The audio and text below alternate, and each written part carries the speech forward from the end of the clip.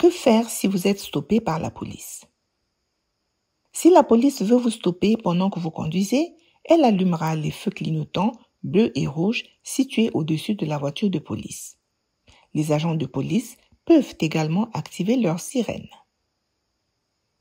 Si vous voyez des feux de police ou si vous entendez une sirène, vous devez arrêter votre voiture dans un endroit sûr le plus rapidement possible.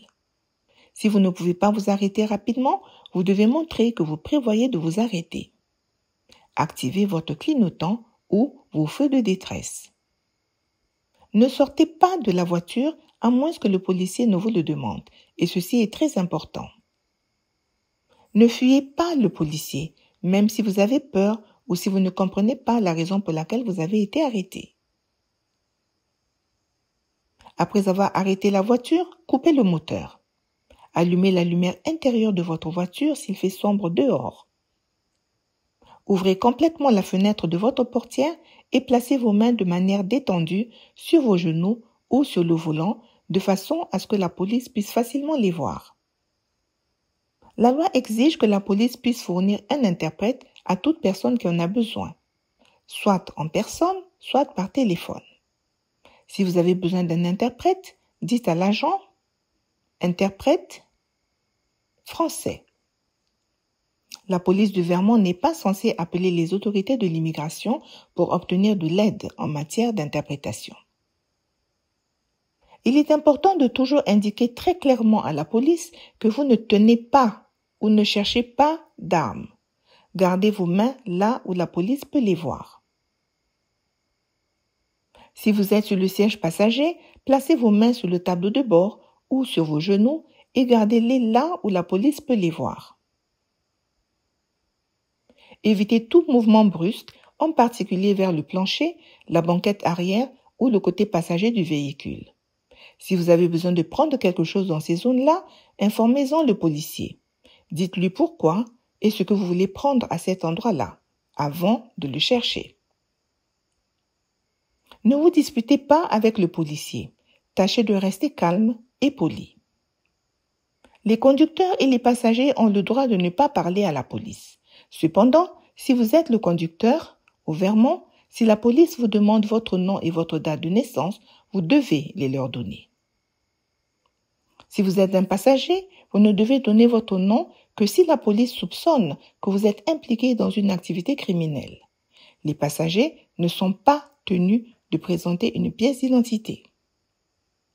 Si vous êtes le conducteur, vous devez également fournir votre adresse, l'immatriculation de votre voiture et votre assurance automobile et indiquer si vous êtes un militaire américain en service actif ou non. Vous n'êtes pas obligé de répondre à d'autres questions. Vous n'êtes pas obligé de répondre aux questions sur votre lieu de naissance, si vous êtes ou non citoyen américain ou comment vous êtes entré aux États-Unis.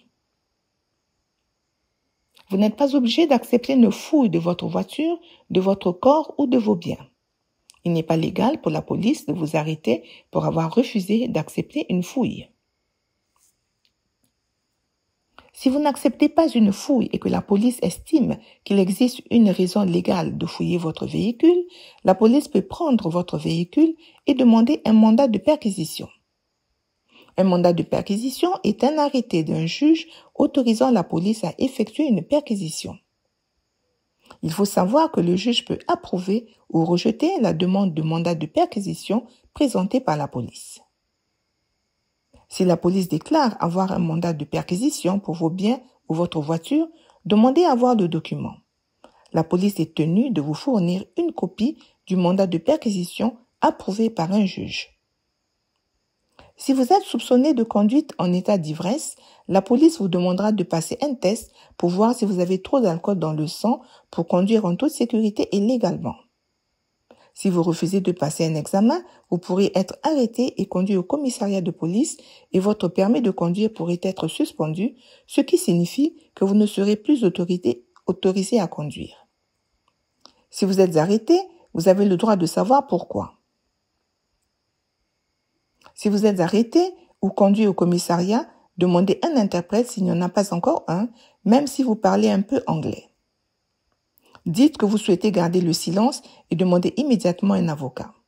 Ne dites rien, ne signez rien et ne prenez aucune décision sans l'aide d'un avocat. Si vous appelez un avocat à partir du commissariat, la police ne peut pas écouter l'appel. Par contre, ils peuvent écouter et écouteront souvent les appels que vous passez à quelqu'un d'autre.